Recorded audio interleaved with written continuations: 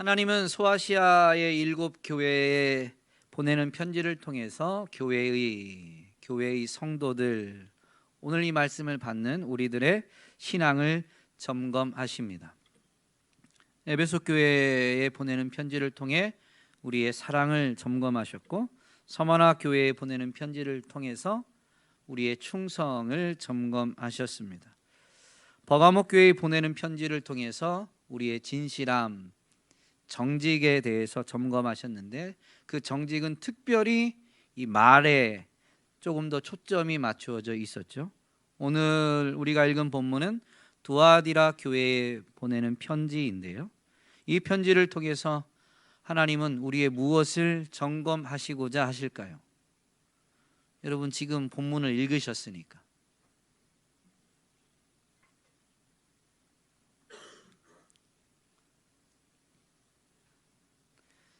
답변을 잘해 주시면 설교가 짧아지고, 답변이 없으면 설교는 길어집니다. 저는 정답을 맞추라고 말씀드리진 않았습니다. 답변을 해 주시면 됩니다.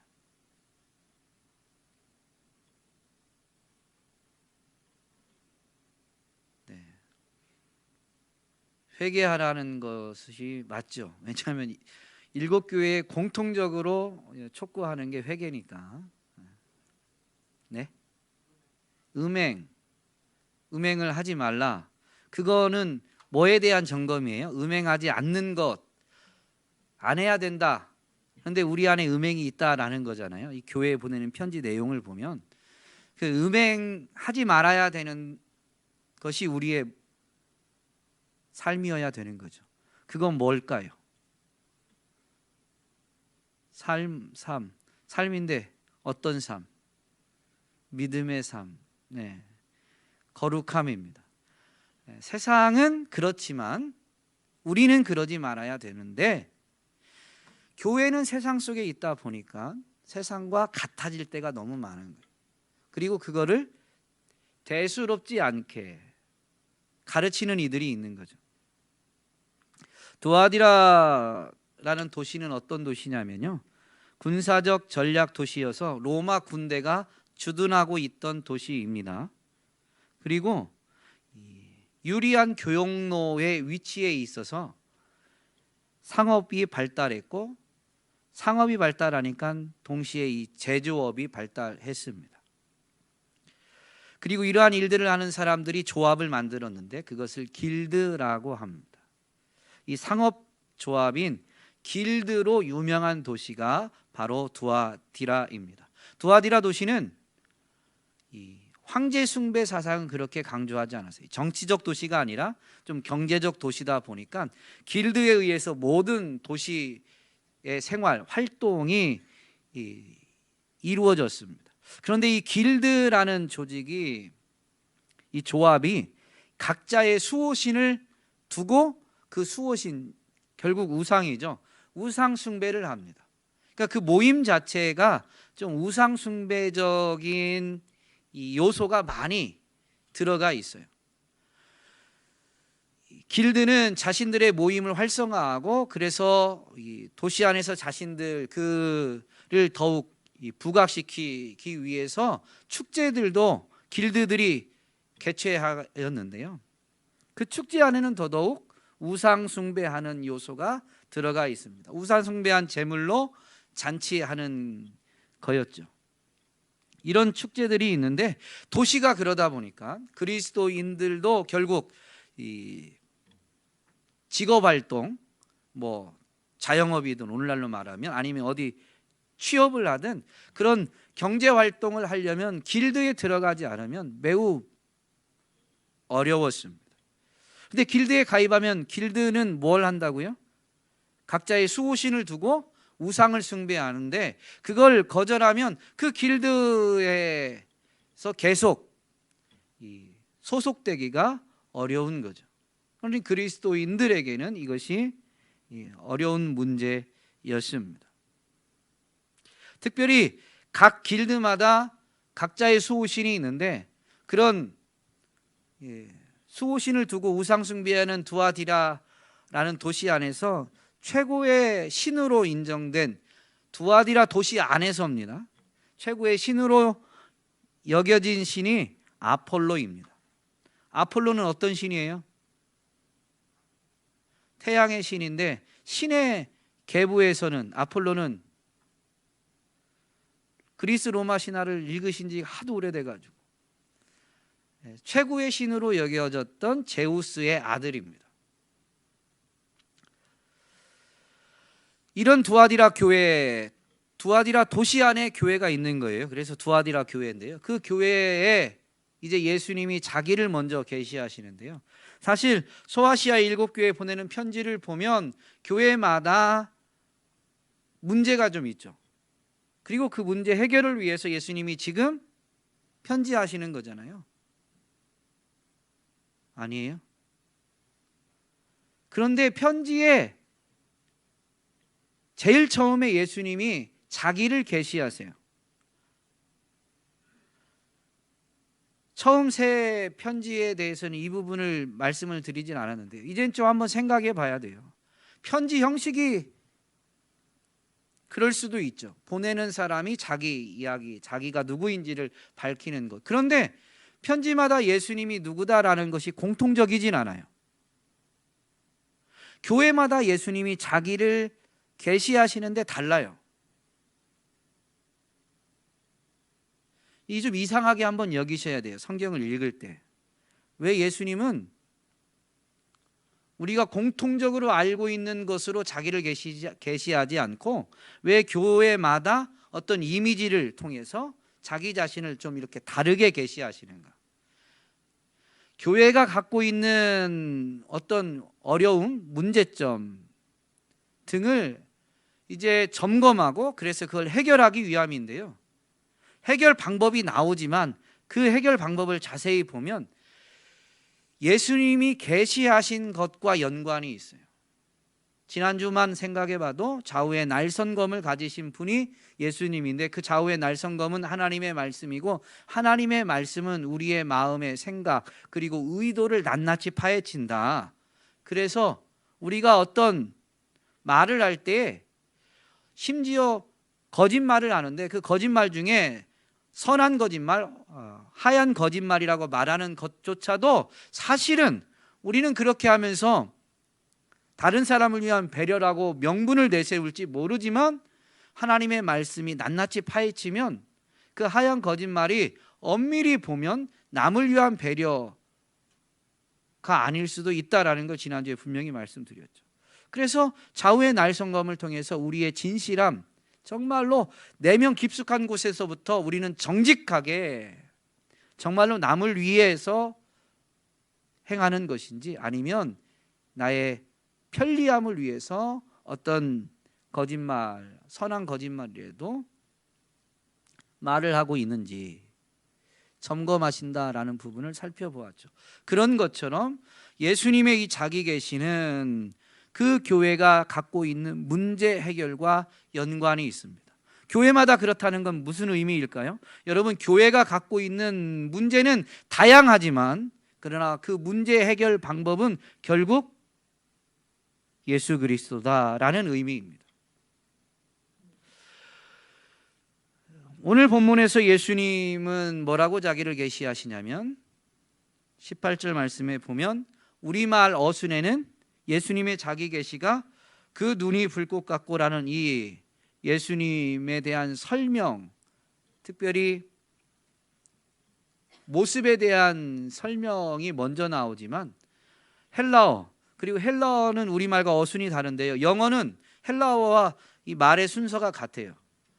그 영어 버전을 보면 헬라어 성경은 볼 수 있으면 더 좋고요. 그렇지 않으면 영어 성경이 우리말 성경보다 이런 어순에서 우리가 어떤 강조점, 의미를 발견하는데 조금 더 쉽습니다. 뭐 영어라고 해서 더 좋다라는 게 아니라 그런 의미입니다. 어쨌든 이 영어 성경은 또 우리가 쉽게 헬라어 성경보다는 쉽게 구할 수가 있는데 영어 성경을 보면 예수님의 자기 계시 중에 처음 나오는 게 뭐냐면 하나님의 아들이라는 표현입니다. 여러분, 예수님이 하나님의 아들이시죠? 그런데 예수님이 하나님의 아들이신데 다른 교회에는 그렇게 자기를 계시하시지 않으셨어요. 이 두아디라 교회에만 예수님이 지금 자기를 계시하시는데 하나님의 아들이라고 자기를 계시하신다는 거죠. 그때 그 하나님의 아들이라는 것은 두아디라 도시라는 이 배경을 우리가 이해해야 왜 두아디라 교회에 특별히 하나님의 아들이라고, 모든 믿는 자들은 예수님이 하나님의 아들이시다라는 복음을 듣고 믿어서 구원받은 성도, 교회를 이루는 교회의 구성원이 된 것인데 왜 두아디라 교회만 이렇게 하느냐라는 것입니다. 두아디라 교회는 많은 우상이 있고 그 중에서도 두아디라의 도시 안에 있는 우상 중에 최고의 우상이 뭐였다고요? 그 아폴로는 어떤 신이라고요? 태양의 신이지만 신의 세계에서 보면 제우스의 아들, 그 제우스는 최고의 신으로 여겨졌다라는 것입니다. 아폴로가 그 정말로 최고의 신의 아들이 아니라 지금 그 두아디라 도시 안에서 예수님은 아폴로가 아니라 자기 자신이 정말로 유일한 참 하나님이신 여호와의 아들이심을 계시하십니다. 그래서 자기가 하나님의 아들이라는 이 계시를 통해서 사실은 두아디라에 있는 모든 것은 우상에 불과하고 자기를 보내신 자기의 아버지가 되시는 여호와, 그 여호와에 대한 성경의 가르침이 뭐예요? 유일한 참 하나님. 그러니까 두아디라에 있는 많은 신들로 여겨졌던 그 모든 것은 우상에 불과할 뿐이고 여호와만이 진정한 하나님, 참 신이다. 그리고 나는 하나님이 보내신 아들이다 라고 이렇게 지금 말씀하시는 것이죠. 그러므로 인해서 여러분, 우상 숭배로 인해서 갖게 되는 교회의 위험은 예수 그리스도를 온전히 바라보면 돼요. 그분이 누구이신가를 되새기면 분명해집니다. 다른 것은 사람들에 의해서 만들어진 헛된 우상일 뿐이다 라는 거죠. 그러면서 이제 그 예수님에 대한 설명이 덧붙여지는데 불꽃 같은 눈을 가지신 거죠.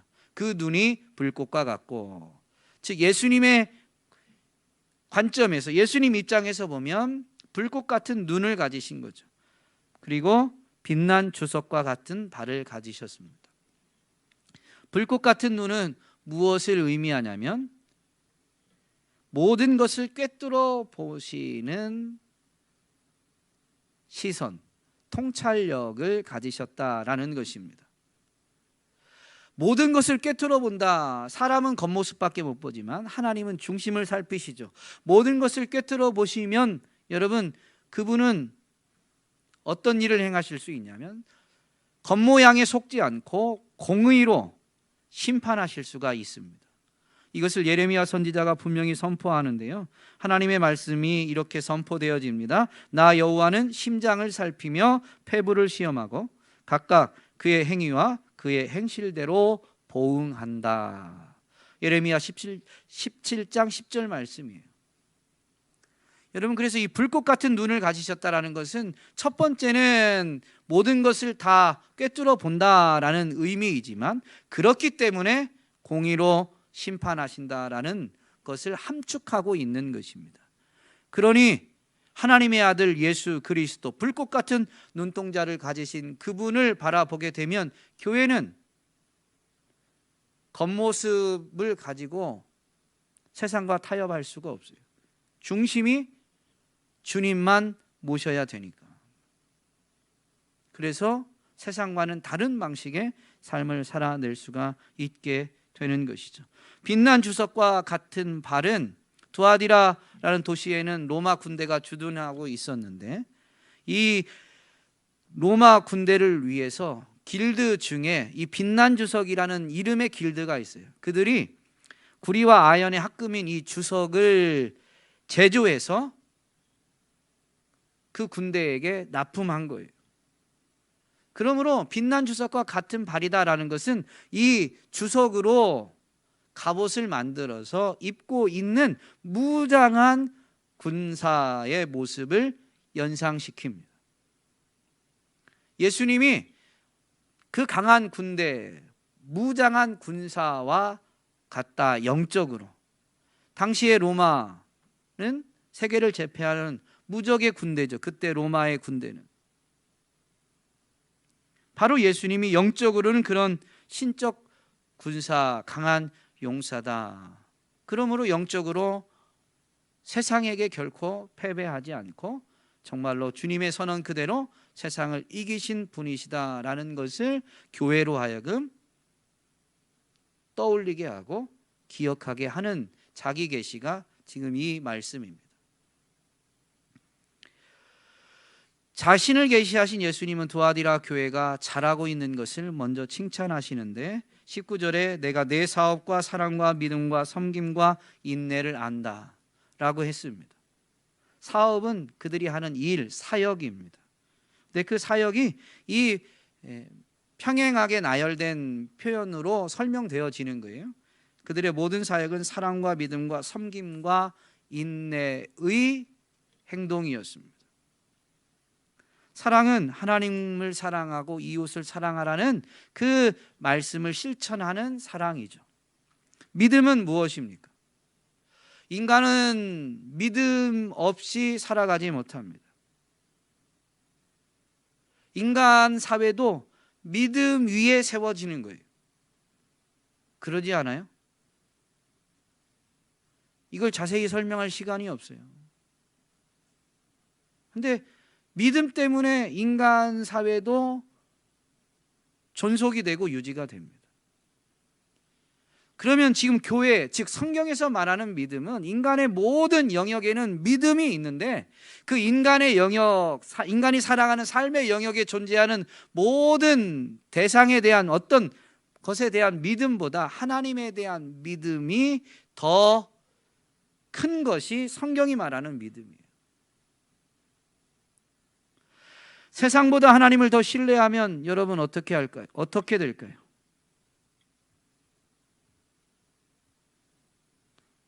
세상과 하나님 중에 택일해야 될 경우 공존할 때도 있지만, 왜냐하면 그 세상이 사실은 근본적으로는 하나님이 만드셨기 때문에 오늘 구원받은 우리가 세상에 남겨진 것처럼 세상 속에서 하나님과 함께 더불어 갈 때도 있지만 때로는 세상과 하나님 중에 택일해야 될 때가 있어요. 그러면 믿음이 있다, 즉 하나님을 더 믿는다, 하나님을 더 신뢰한다라고 하면 세상과 하나님을 택일해야 될 때 뭐를 택일하는 거예요? 하나님을 택일하는 거죠. 세상이 핍박해도 하나님을 택하는 거예요. 그것이 행동으로 나타난 게 서머나 교회입니다.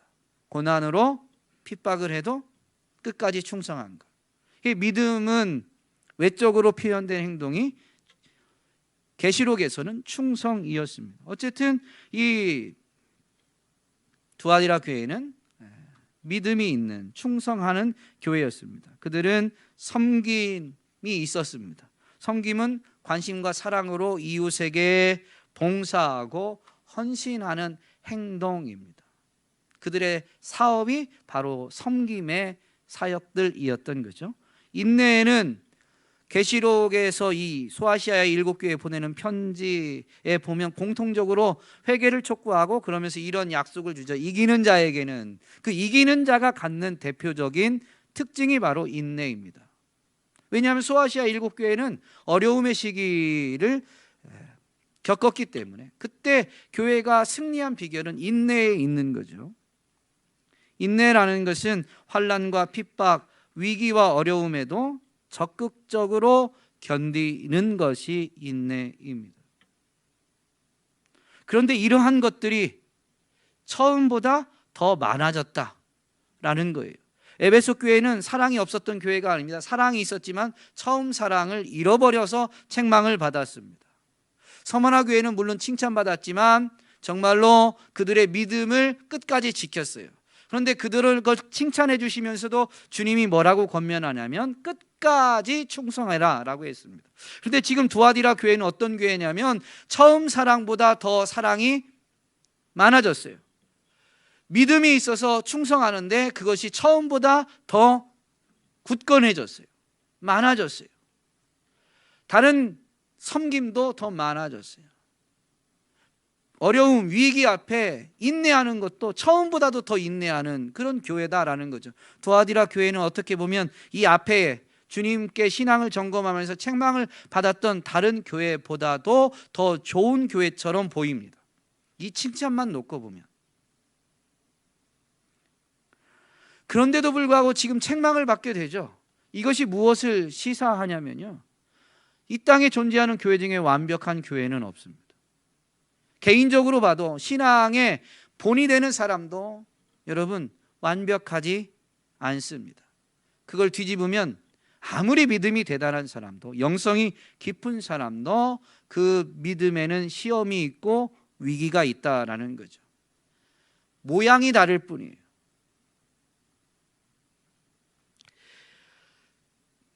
주님이 이런 두아디라 교회에 이제 책망하실 게 있다고 하면서 책망을 하시는데, 그게 뭐냐면 자칭 선지자라 하는 여자 이세벨을 용납했다라는 거예요. 두아디라 교회 안에 이세벨이라는 이름을 가진 여자가 있는 게 아니에요. 자칭 선지자라고 말하면서 교회를 어렵게 하는, 그래서 성도들로 하여금 음행을 행하게 하고 우상에게 바친 재물을 먹게 만드는 어떤 여자 선지자가 있는 거죠. 선지자라고 말하는 여자가 있는 거예요. 그런데 그 여자의 행동이 교회에게는 구약에 있었던 아합의 아내인 이세벨과도 같기 때문에 지금 편지에서는 그 사람을 일컬어서 이세벨이라고 표현한 것입니다. 진짜 이름이 이세벨이다라는 의미가 아니에요. 그러면 구약에 있는 이세벨은 어떤 일을 했느냐? 아합의 아내. 사실 아합 왕은 북이스라엘 왕들 중에 가장 악한 왕으로 꼽히는 사람입니다. 그런데 그가 행한 모든 악한 행동이 사실은 이세벨에 의한 것이다라고 열왕기상 21장 25절에서 분명히 기록합니다. 예로부터 아합과 같이 그 자신을 팔아 여호와 앞에서 악을 행한 자가 없음은 그를 그의 아내 이세벨이 충동하였습니다. 사실 열왕기의 기록을 보면 아합은 악한 왕이었지만 그럼에도 불구하고 선지자 엘리야를 인정하고 두려워합니다. 그리고 그 선지자의 말을 하나님의 말씀으로 받아서 회개해서 하나님이 북이스라엘을 아합의 왕조를 심판하려고 했던 것을 보류하시기도 하죠. 아합은 그런 사람이었는데 아합이 행한 모든 것은 사실 근원적으로 보면 이세벨의 충동, 이세벨의 꾀임에 있었다라는 겁니다. 그러면 아합이 했던 그 악한 건 뭐냐면요, 사마리아에 바알의 신전을 짓고 그 신전 안에다가 바알을 위한 제단을 쌓고 또 이 아세라 신상을 만들었습니다. 특별히 바알과 아세라를 같이 섬기는데요, 아세라는 여신으로서 그 제의 안에 음행하는 행위가 포함되어져 있어요. 영적으로도 하나님 아닌 우상을 섬기는 게 영적으로 음행이라고 하지만 그 바알과 아세라라는 이 신을, 우상을 섬기는 제의 행위 안에 그 여사제들과 음행을 행하는 그 제의가 포함되어져 있어요. 그래서 음행이 그냥 오히려 권장되어지는 것이 이 우상 숭배였습니다. 이세벨은 그렇게 우상을 섬기려고 했고 하나님의 선지자들을 붙잡아 죽이죠. 그래서 갈멜산에서 영적 승리를 거둔 엘리야가 이제 그 결과를 아합이 이세벨한테 이야기하니까 이세벨이 뭐라고 19장 열왕기상 19장에 보면 뭐라고 하냐면 내가 그 엘리야를 붙잡아다 죽이겠다, 반드시 죽이겠다라고 말합니다. 그 말이 이제 다시 전해져서 엘리야에게 들리니까 엘리야가 어떻게 해요? 도망가요. 그 영적 싸움, 대단한 승리를 거둔 엘리야도 이세벨의 그 선고 앞에 두려움을 가지고 도망하게 됩니다. 그러면서 도망했던 그가 자기를 찾아와 주시고 위로해 주시고 만나 주시는 하나님 앞에 뭐라고 해요? 다 죽고 나만 남았습니다. 그런데 그런 나도 이세벨이 잡아 죽이려고 합니다. 라고 그 두려움 가운데 있는 자기의 심정을 하나님 앞에 토로하죠. 이세벨이 이런 행동들을 했습니다. 지금 두아디라 교회에 이 이세벨이 어떻게 가르치고 있는지는 알 수가 없어요. 그러나 그것은 위협하는 말은 분명히 아닙니다. 그럼에도 불구하고 아무리 달콤한 말로 꼬드겨도 결과적으로는 하나님의 선지자들을 죽이는 것처럼 하나님의 종이라고 일컬어진 정말로 참된 성도들이 그 꼬임에 넘어가면 결국엔 어떻게 돼요? 죽음을 당하는 거죠. 하나님을 떠나게 되기 때문에. 그래서 지금 자칭 선지자라고 말하며 교회를 혼란하게 하고 어지럽히면서 음행하게 하고 꼬이는 이 여자 선지자를 일컬어서 이세벨이라고 말한 거예요. 그녀의 가르침이 결국엔 교회를 죽음에 이르게 만들기 때문에 이세벨이라고 한 것입니다. 그러면 그녀의 가르침은 뭘까요? 여기 있는 대로 두아디라 도시는 길드에 의해서 모든 활동이 돌아갔습니다. 그 길드들은 우상을 숭배했는데요, 우상 숭배 안에는 음행이 있고 그 우상 숭배하게 되면 우상에 바쳐진 재물을 나눠 먹게 돼 있는데 그 일들을 하게 만들었다는 거죠. 행음하게 하고 우상의 재물을 먹게 했다라는 거예요. 이게 우상인데 먹으라라고 하면 여러분 두아디라 교회가 어떤 교회였다고요? 주님께 칭찬받은 부분을 생각해 보세요. 사랑과 믿음과 섬김과 인내가 있는데 처음보다도 더 많아진 교회예요. 그런데 대놓고 야, 저 길드에서 섬기는 우상 숭배 우리도 하자라고 이런 식으로 얘기하면 여러분 사랑과 믿음, 섬김과 인내가 풍성해진 이 교회 성도들이 그래 그러자라고 따라갔겠어요? 아닙니다. 거짓말로 속이는 거예요. 이세벨은 어떻게 속였을까요?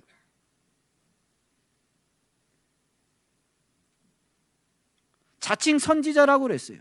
여러분 선지자들은 이야기할 때 어떻게 말해요?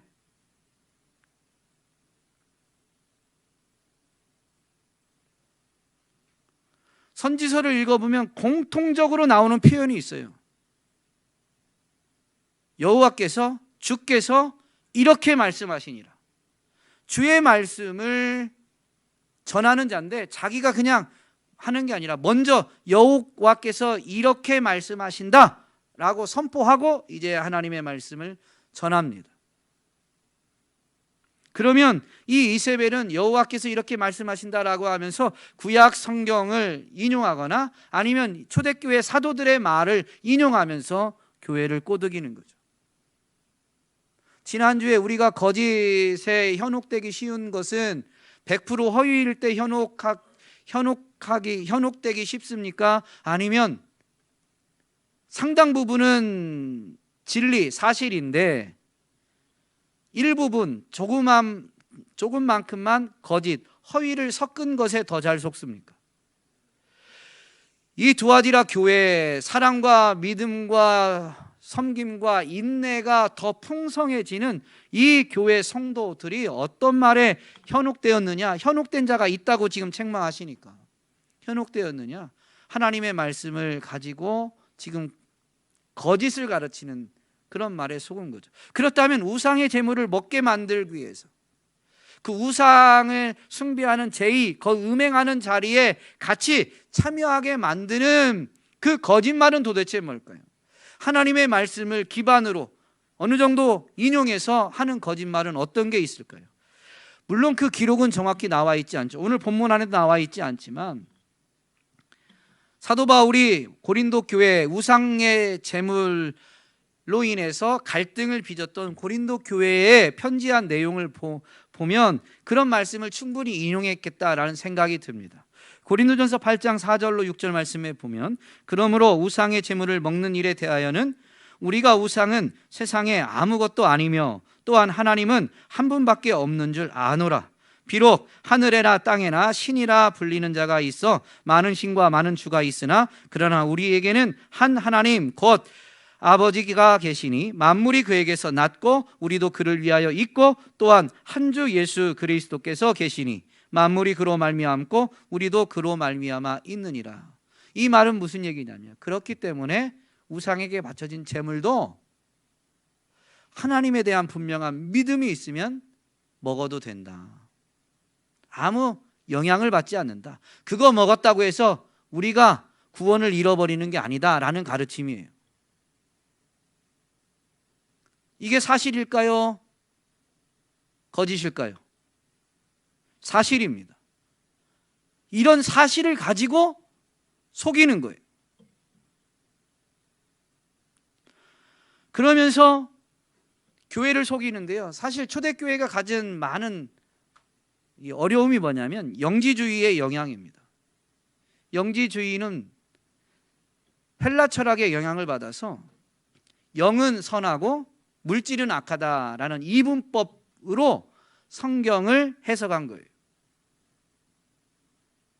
여러분 구원 받으셨죠? 이제 마쳐야 돼요. 전 12시 안에 끝내고 싶은 강한 열망을 가진 설교자인데요, 시간이 다 됐습니다. 여러분 영혼이 구원 받으셨죠?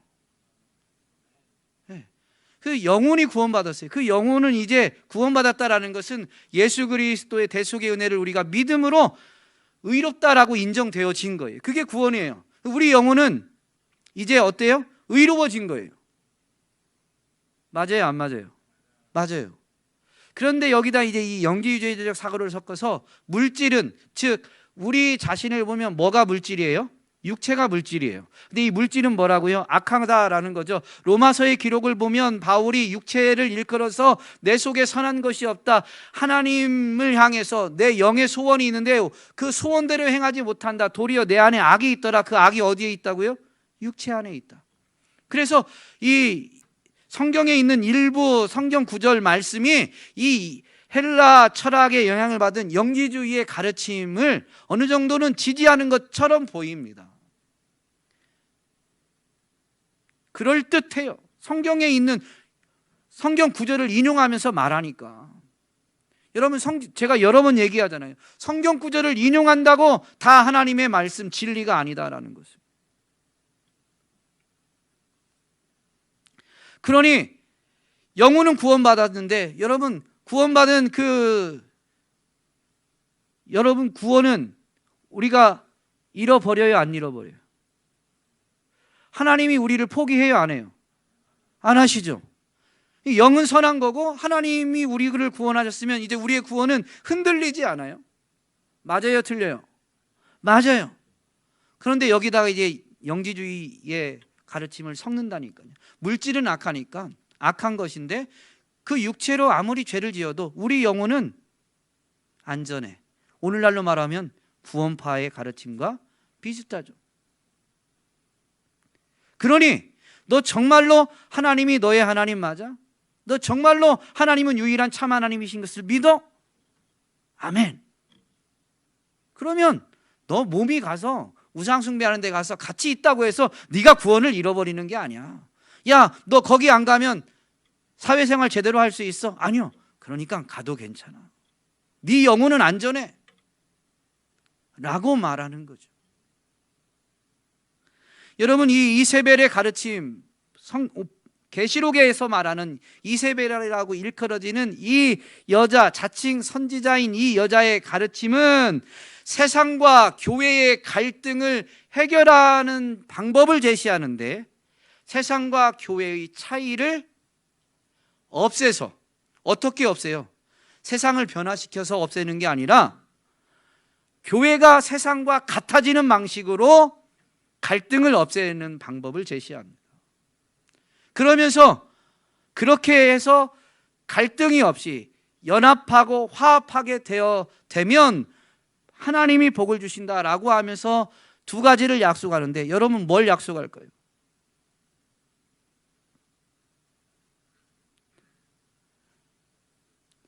땅에서 네가 원하는 것을 얻을 것이다. 이게 첫 번째 약속입니다. 여러분 물론 하나님은 우리가 원하는 것을 주시지만 하나님은 항상 우리가 원하는 걸 주시는 분이 아니에요. 여러분이 여러분의 자녀들을 양육할 때 정말로 사랑하면 모든 요구를 그대로 들어주지 않습니다. 거절해야 될 건 거절하고 심지어 화를 내야 될 건 화를 냅니다. 그럼에도 불구하고 마음은 어때요? 내 자녀가 원하면 뭐든지 다 들어주리라. 그런데 마음은 그렇지만 실제는 그렇게 하지 않아요. 그게 사랑입니다. 하나님의 교회를 그렇게 사랑하시고 돌보시는데 이세벨은 그 하나님의 마음은 분명히 맞죠. 뭐든지 다 들어주고자 하시죠. 그러면서 정말로 그렇다라고 가르쳐버리는 겁니다. 그러면서 또 하나를 얘기하는데, 그러면 너는 행복할 것이다. 구약의 이세벨이 한 행동을 가지고 보면 나봇의 포도원을 빼앗는 이야기가 있어요. 자기 남편 아합이 왕인데 원하는데, 사실은 그 땅은, 기업은 하나님이 배정하신 거잖아요. 그래서 하나님을 인정하면 그 땅을 왕이라고 해서, 돈이 많다고 해서 함부로 뺏을 수가 없어요. 그 주인이 자의로 팔지 않으면 절대 강압적으로 거래를 할 수가 없어요. 나봇이 안 팔려고 했습니다. 웃돈을 얹어줘도 안 팔겠다. 그런데 그래서 아합은 어떻게 해요? 그냥 갖고는 싶은데 안 판다고 하니까 혼자 끙끙 앓아요. 그러니까 이 이세벨이 그 모습을 보고 왜 그러냐 연유를 부른 다음에 이유를 알게 된 이후에는 자기가 해결하겠다고 해요. 그래서 거짓 증인을 세워가지고 재판을 열어서 나봇을 죽이고, 나봇이 죽으니까 그 다음에 가서 이제 마치 값을 정당하게 치르고 사는 것처럼 나봇의 포도원을 사게 됩니다. 이 이세벨은 그러면서 아합에게 뭐라고 말하냐면, 이제 포도원이 얻었으니 기뻐하고 즐거워하라는 거예요. 이세벨의 가르침이 뭐냐면, 원하는 것을 얻으면 된다. 그러면 행복하다. 방법은 어떻게 해서든 상관없다. 오늘 설교 제목대로 하면 뭐로 가도 서울만 가면 된다라는 식으로 말합니다. 그러면 네가 원하는 것을 얻고 너는 행복하게 될 것이다 라고 말하는 거죠. 더군다나 성경을 인용하면서 교회 안에서는 그렇게 말하는 거죠. 그래도 너는 구원을 잃어버리지 않아. 너의 영혼은 안전해. 성경의 말씀 봐봐. 이렇게 기록되어져 있잖아 라고 속이는 거죠. 여러분, 교회는, 성도는 세상 속에 남겨져 있습니다. 그리스도인은 세상에서만 존재하는 거예요. 무슨 말인지 이해되세요? 그리스도인은 세상에서만 존재해요. 구원받은 자들을 그리스도인이라고 부르지 않아요. 그리스도인이라고 부르는 건 누가 불러요? 누가 불러요? 안 믿는 사람이 부르는 거예요. 예수 그리스도를 믿는 사람이 야 내가 그리스도인이야 이렇게 말하지 않아요. 그리스도를 따른다라는 것을 자기는 과시하지 않아요. 어제도 성경 공부했는데 어떤 집사님이 그래요. 내가 나를 신뢰할 수 없어서 하나님이 좀 나한테 좀 확신을 얻을 수 있는 마치 보험과 같은 거 하나 좀 주셨으면 좋겠다. 마음으로는 정말로 더 열심히 하나님을 섬기고 하나님의 말씀을 행하고자 하지만 나는 나를 신뢰하지 못한다. 여러분, 이게 진짜 구원받은 자의 모습이에요. 그래서 내가 구원받았다라는 것을 어느 누구도 진정으로 구원받으면 스스로 하나님 앞에 서서 내가 구원받은 백성인가, 하나님의 손길을 확인하면서 믿음을 다지긴 하지만 그것을 내가 막 과시하진 않아요. 감사를 나눌 때 그래도 나 같은 자도 구원해 주신 것 감사합니다 라는 표현이 있을 수는 있지만 내가 이래봬도 구원받은 의인이야 이렇게 과시하지 않습니다. 구원받은 자들은 모이면 감사, 회개밖에 없어요. 천국에 가면 회개는 없죠. 이제 뭐밖에 없어요? 감사밖에 없어요. 그리스도인은 세상에서만 존재하는 거예요. 그리스도라고 일컫는 건 비그리스도인들이 하게 되니까.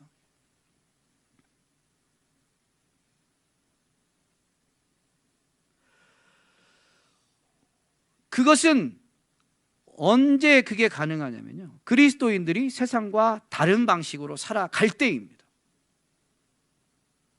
불꽃 같은 눈동자로 지켜보시는 그 주님을 인식하고 주석과 같은 빛난 발을 가지신, 즉 강한 용사이신 주님을 의지할 때 세상 속에 있지만 세상과 다른 길을 걷게 되는 거예요. 그게 좁은 문으로 들어가고 좁은 길로 걸어가는 거죠. 그래서 넓은 문으로 들어가고 넓은 길로 가는 사람이 비웃고 조롱하고 외면하고 왕따시킵니다마는, 그럼에도 불구하고 그 주님이 유일한 참 하나님의 아들이심을 인정하게 되면 저버릴 수가 없는 거예요. 말세가 될수록 예수님이 분명히 말씀하시죠. 거짓 선지자들이 더 많이 일어난다. 그러면서 분별하라는 거예요. 분별하고 그들을 따르지 말고 참된 진리, 복음을 붙잡고 끝까지 세상과 다른 길을 걸어갈 것을 말씀해 주셨죠. 오늘 교회에 그걸 점검하시는 것입니다. 오늘 저와 여러분이 이 이세벨의 거짓 가르침, 오늘날 교회 안에도 많이 들어와 있습니다. 뭐뭐 하면 행복을 가져다 줄 것처럼, 여러분, 행복은 하나님 한 분만을 바랄 때 하나님으로 인해서 우리가 누리게 되는 게 행복입니다. 무엇을 얻으면, 기도 응답이 되어져서 무언가를 가지면 행복하다라고 한다면, 오늘 교리문답, 주부에 있는 교리문답처럼 여러분, 이세벨의 가르침은 뭐냐면 하나님과 이렇게 되어 있어요. 우상숭배에 대해서 하나님 대신 혹은 하나님과 나란히. 교회 안에서의 거짓 가르침은 하나님 대신하라고 하진 않아요. 하나님과 나란히 뭘 가지면 너는 행복할 거야. 이 이세벨은 교회 안에서 자칭 선지자라고 했죠. 그러니까 예수 이름을 말합니다. 같이 여기서 예배도 드리고 봉사도 하고 믿음의 사람들과 교제하면서 말하는 거예요. 이게 주님의 뜻이야 라고 하면서 너 행복하려면 뭐뭐 해야 돼. 뭐뭐 해도 괜찮아. 하나님이 우리 연약함을 다 아시는데 굳이 뭐 그렇게까지 믿음 지키려고. 하나님이 다 알아. 우리 육체가 연약한 거 알아. 그래도 너 믿음이 있잖아. 그러면 너의 영혼은 안전해. 여러분, 많이 듣는 것 같지 않으세요? 교회 안에 많습니다. 이세벨은 교회 안에 있어요. 오늘 이 교회 안에 들어와 있는 거짓 가르침, 이세벨의 소리를 분별하고 주님 다시 오실 때까지 복음이신 예수 그리스도를 굳게 붙들어서 세상과는 다른 삶을 살아내는, 구별된 삶을 살아내는 저와 여러분이 될 수 있기를 주님의 이름으로 축복합니다.